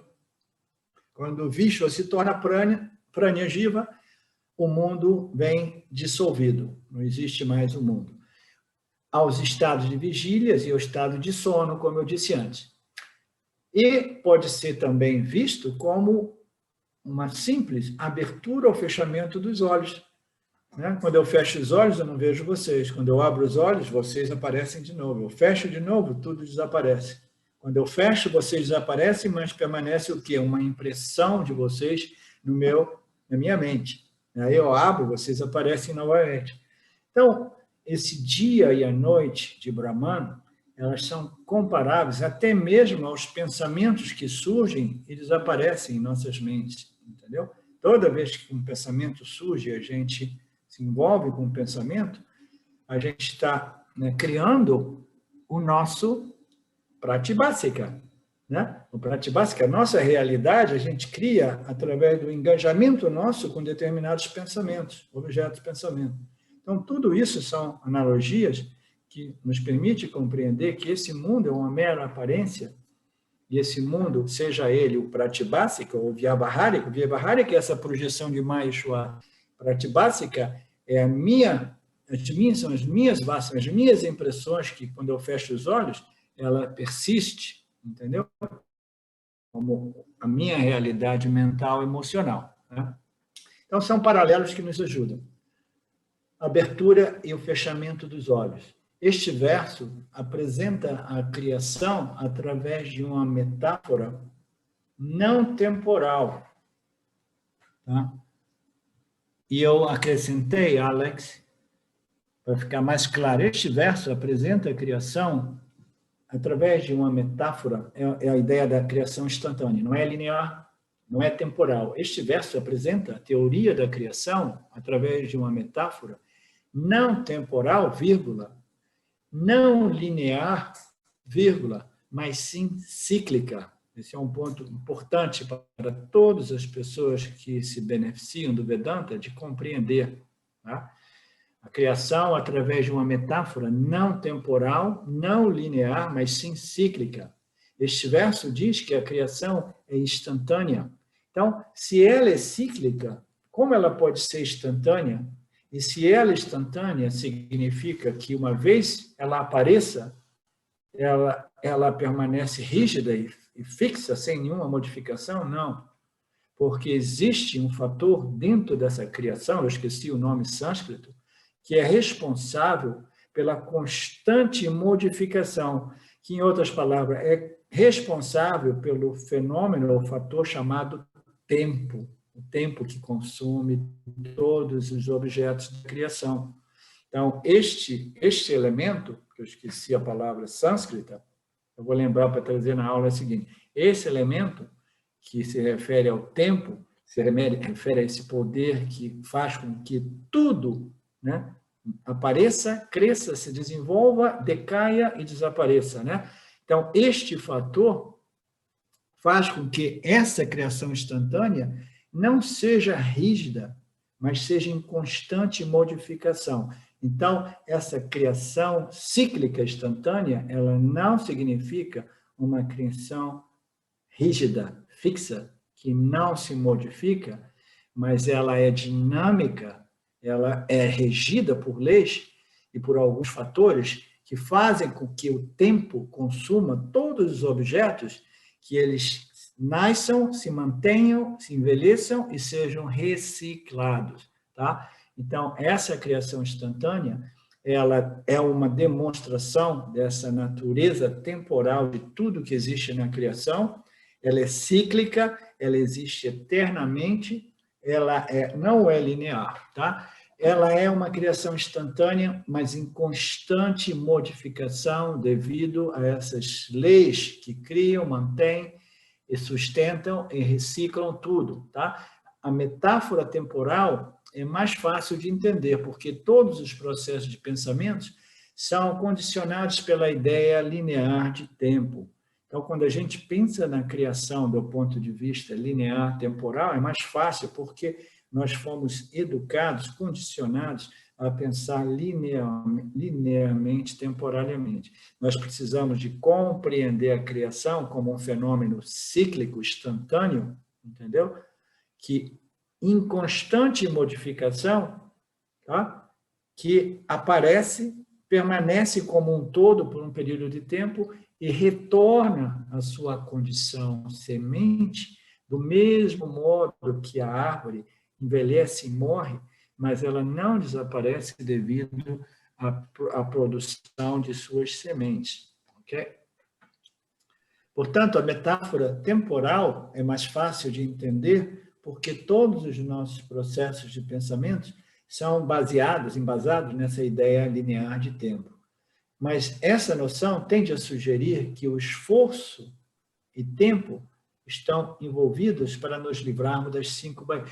Mas tende a sugerir que esforço e tempo estão envolvidos para nos livrarmos das 5 baías, enquanto a metáfora da projeção instantânea, na qual se acende a luz do projetor e o filme aparece instantaneamente na tela, facilita a compreensão de como a investigação pode, de imediato, resolver as bainhas.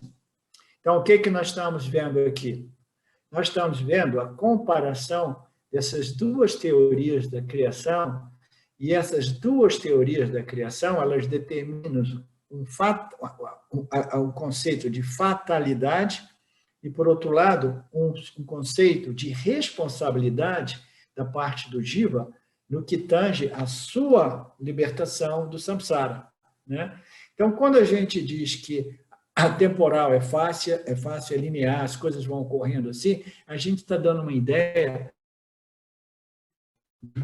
As ações que ocorrem dentro do âmbito da linearidade e temporalidade, elas possam produzir um resultado que nos liberte do samsara. Então, esse comentário está dizendo que a projeção, a teoria da projeção instantânea, ela é mais favorável, ela é importante, porque somente através desta compreensão o Jiva pode realmente sair do samsara. Explicando melhor, essa ideia da temporalidade, linearidade, tende a sugerir que os esforços espirituais, né, que ocorrem dentro do tempo são indispensáveis para nos livrarmos da nossa ignorância, a ignorância que nos amarra a essa projeção de Maheshwara.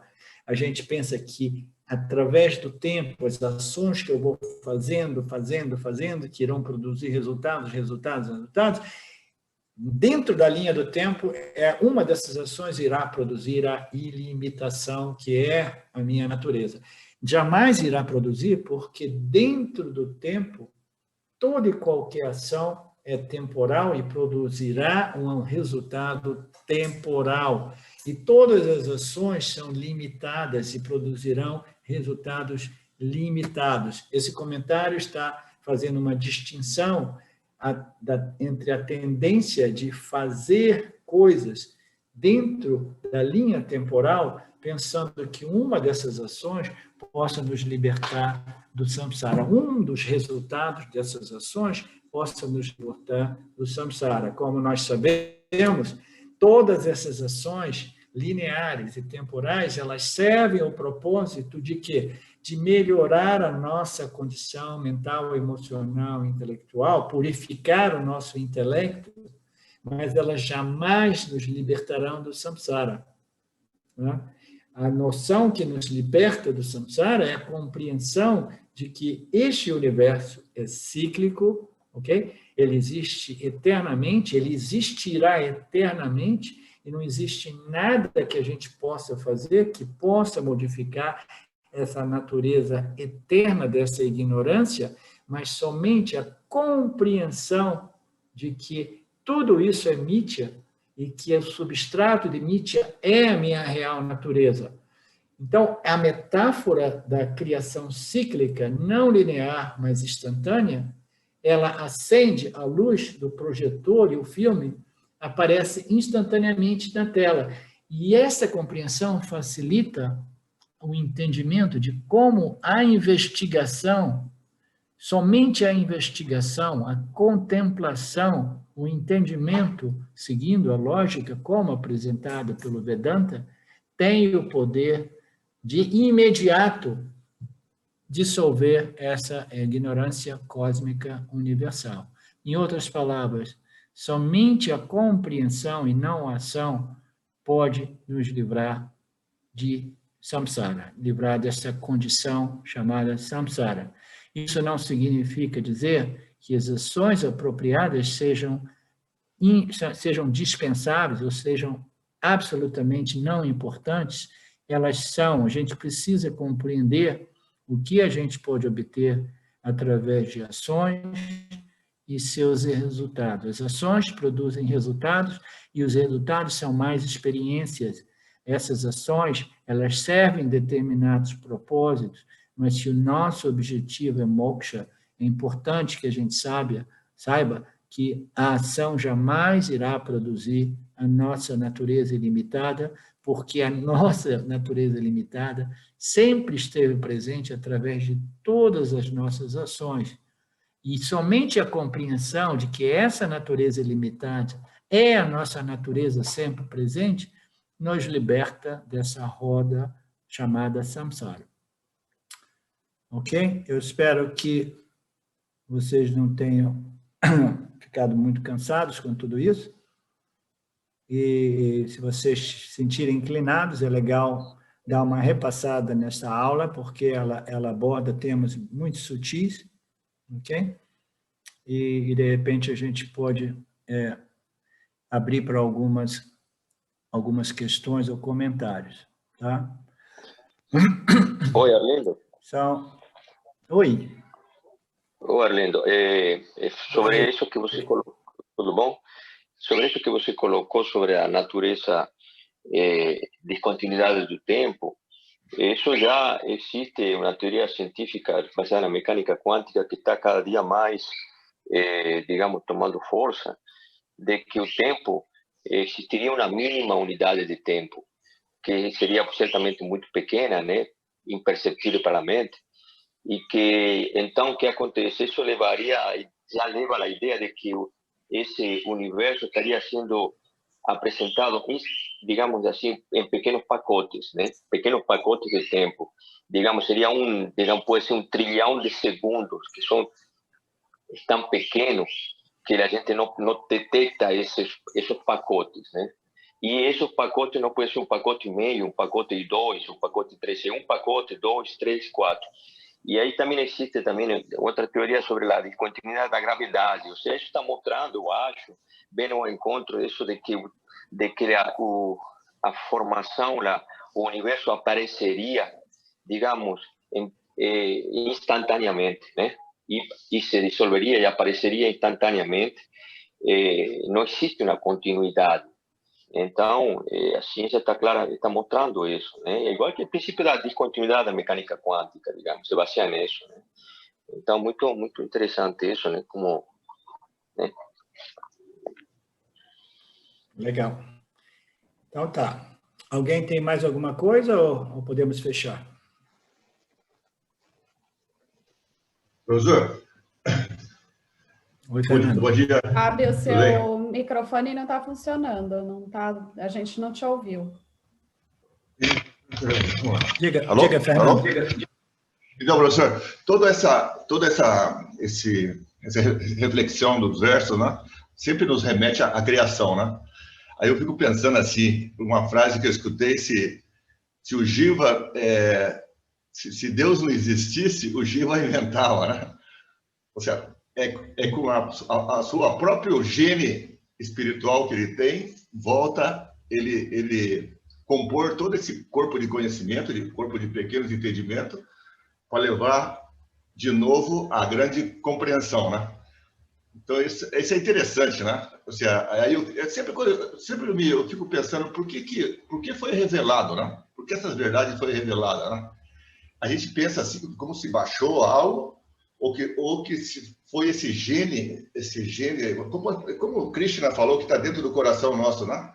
Que com os rishi, com pequenas contemplações, com pequenas intuições, foi dando corpo e foi reconstruindo. Ou seja, o Jiva está se reconstruindo em sua própria natureza. Eu vejo assim uma reflexão meia...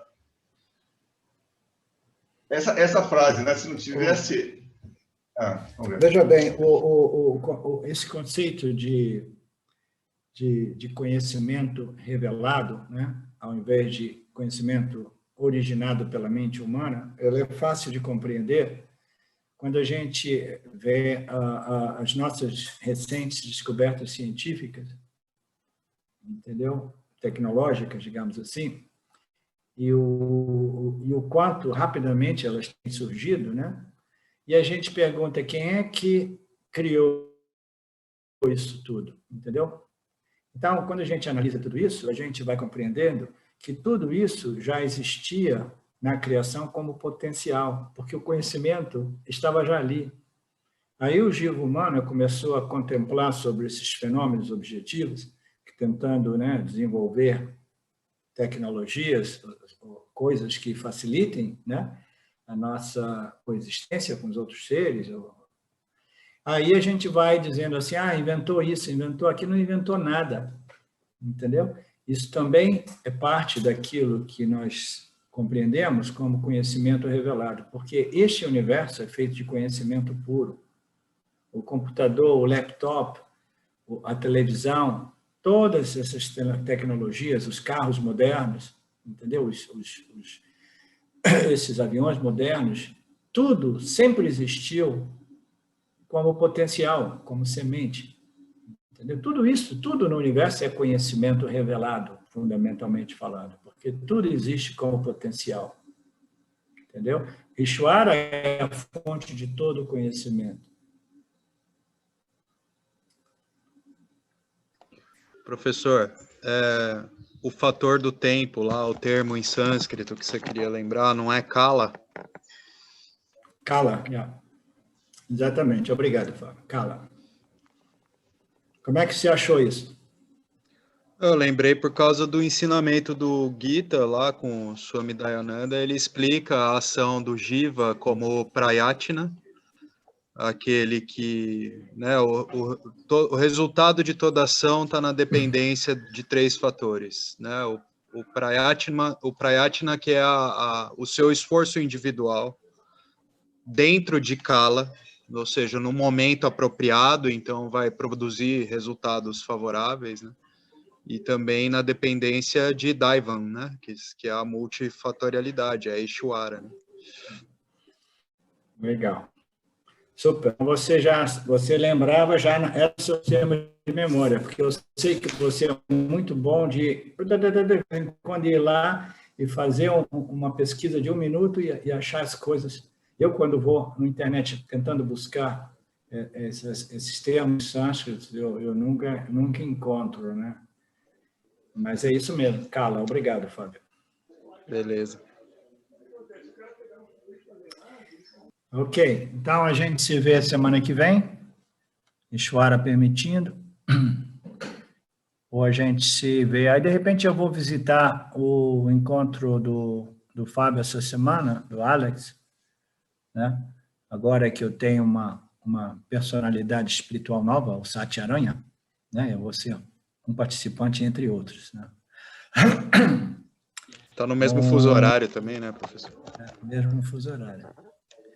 Om Purnamada Purnamidam Purnamudachyate Purnasya Purnamadaya Purnameva Vashishyate Om Shanti Shanti Shanti. Obrigado, Lord. Obrigado, Senhor Ishvara. Obrigado, Brahmana. Obrigado à natureza de todos nós. Obrigado a todos os jivas interessados na libertação. E a gente se vê em no time, because o time é simplesmente uma ilusão, né? Como nós estamos determinando. Beijos e abraços a todos. Obrigado, Bom apetite. professor.